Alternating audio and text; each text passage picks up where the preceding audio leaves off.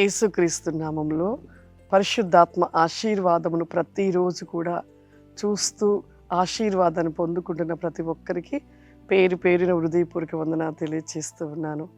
ఈరోజు పరిశుద్ధాత్మ దేవుడు మనకిస్తూ ఉన్న వాగ్దానము ఎపిఎస్సీలు రాసిన పత్రిక 6వ అధ్యాయము 2వ వచనము.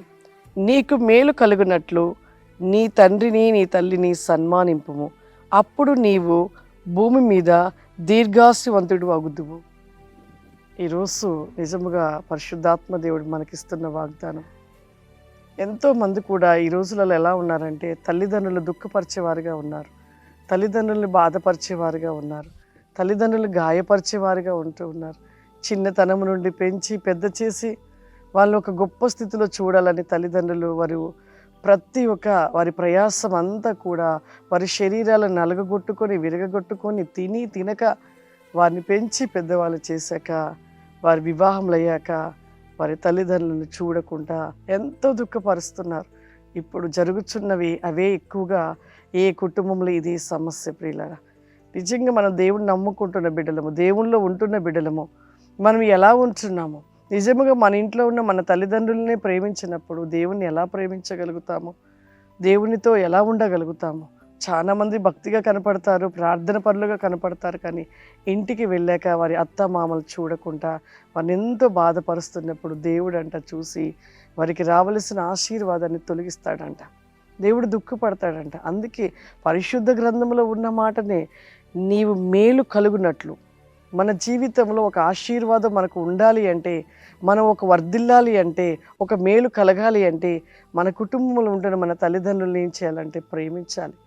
వారిని ఎంతగానో ప్రేమించి వారిని సన్మానించాలంట. సన్మానించడం అంటే వాళ్ళని బహుగా ప్రేమించి వారికి సమస్తం అన్ని విషయాలను మనము వారి సంతోషపరచడమే ఒక సన్మానించటం.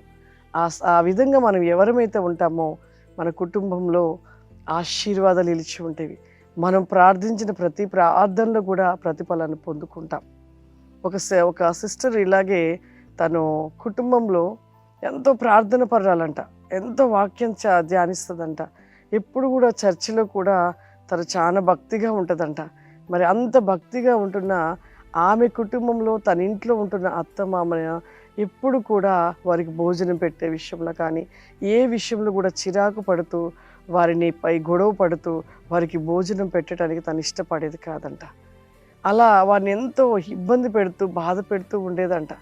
తన మనసులో అదొక ఎలా అంటే తను బాధ పెట్టడమే తన యొక్క ఇష్టంగా ఎంచుకునేదంట. కానీ మరలా తన భక్తి జీవితంగా మందిరానికి వస్తూ ఉండేదంట.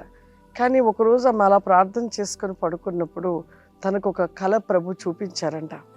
ఆ కళలో తను ఎక్కడో ఒక వెలుగైన స్థలంలోనికి వెళ్ళిందంట.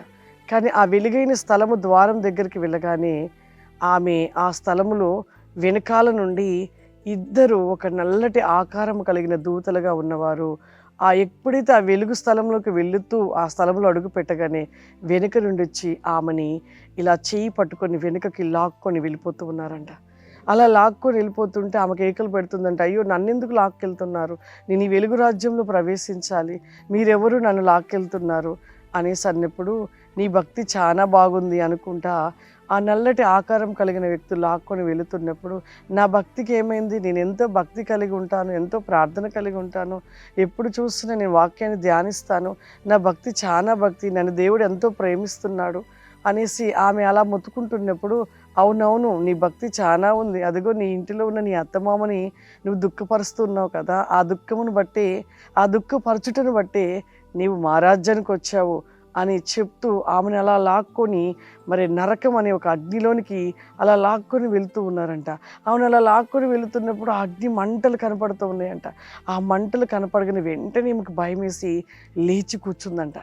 కూర్చొని ఒక బాటిల్ వాటర్ తాగేసి తనకి వెంటనే కాసేపు కూర్చొని భయపడుతూ ఆలోచించిందంట. ఆలోచించి ఒకరోజు నాకు ఒక కాల్ చేసింది, ఫోన్ కాల్ చేసి తను మాట్లాడుతూ విషయం చెప్తూ ఒక మాటగా అన్నది, సిస్టర్ నాకు ఈ కల వచ్చిన వెంటనే నాకు భయం వేసి కూర్చున్న తర్వాతకి నేను ఆలోచించాను, నిజమే నేను ఇంత ప్రార్థన చేస్తున్నాను కదా, ఇంత భక్తిగా ఉంటున్నాను కదా, నా ఇంటిలో ఉన్న నా అత్తమామ నేను ఎందుకు ఏడిపిస్తున్నాను, వారికి ఎందుకు ఆహారం పెట్టలేకపోతున్నాను, ఎందుకు దుఃఖపరుస్తున్నాను, వారిని అలా దుఃఖపరచటం, ఆ ఒక్క బలహీనత, ఆ లోపమును బట్టి నేను నరకములో పడిపోతానేమో. నిజముగా దేవుడే నాకు ఆ యొక్క దర్శనం చూపించాడు సిస్టర్. ఇంకా అప్పటి నుండి నా యొక్క అత్తమామల్ని తల్లిదండ్రులుగా నేను చూస్తూ, ప్రేమిస్తూ, వారికి చక్కగా భోజనం పెడుతూ, మా అత్తయ్యకి చక్కగా భోజనం తినిపిస్తూ, ఆమెకి చక్కటి వస్త్రాలు, నా తల్లిదండ్రుల కంటే ఎక్కువగా ప్రేమించి ఎంతో బాగుగా చూసుకుంటున్న సిస్టర్. నాకు దేవుడు నా కళ్ళు తెరిపించారు అని ఆమె యొక్క సాక్ష్యం నాకు చెప్తున్నప్పుడు నా కళ్ళల్లో కన్నీళ్ళు ఆగలేదు. నిజమే, ఇలా ఎంతోమంది క్రైస్తవ బిడ్డలు ఇలా అత్తమామలు చూడకుండా దుఃఖపరుస్తూ, వారిని బాధపరుస్తూ, వారిని వేదన పరుస్తూ, వారికి భోజనం పెట్టక వారిని బయటికి నెట్టేసిన వారు ఉన్నారు. అలా నెట్టేసిన వారందరికీ కూడా ఈ శిక్ష ఖచ్చితంగా ప్రతి ఒక్కరికి శిక్ష ఉంటుంది అని ఆమె యొక్క దర్శనంలో, ఆ కలదర్శిలో చూపించిన దర్శనం ఇది ప్రతి ఒక్కరికి వర్తిస్తుంది. కాబట్టి తల్లిదండ్రుల విషయంలో మనం చాలా జాగ్రత్త కలిగి ఉండాలి. మనం పుట్టింటి వారిని ఎలా ప్రేమిస్తామో మెట్టింటి వారిని కూడా అలాగే ప్రేమించాలి.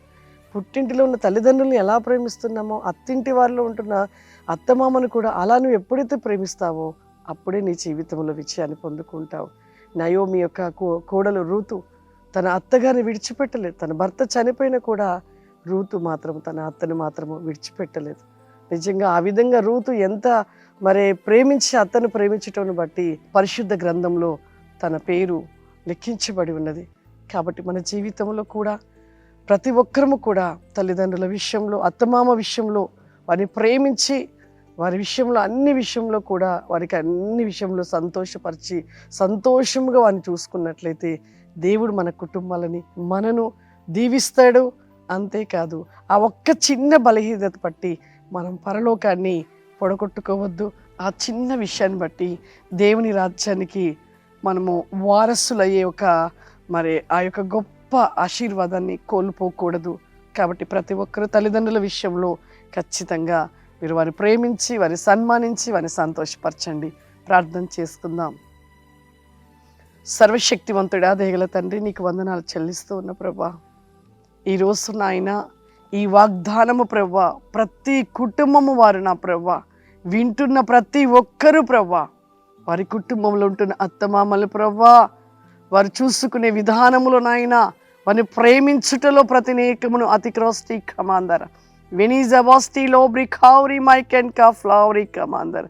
దేవా, ఆ సహోదరికి చూపించిన దర్శనము ప్రతి ఒక్కరికి కూడా అది వర్తిస్తుంటుంది ప్రభా.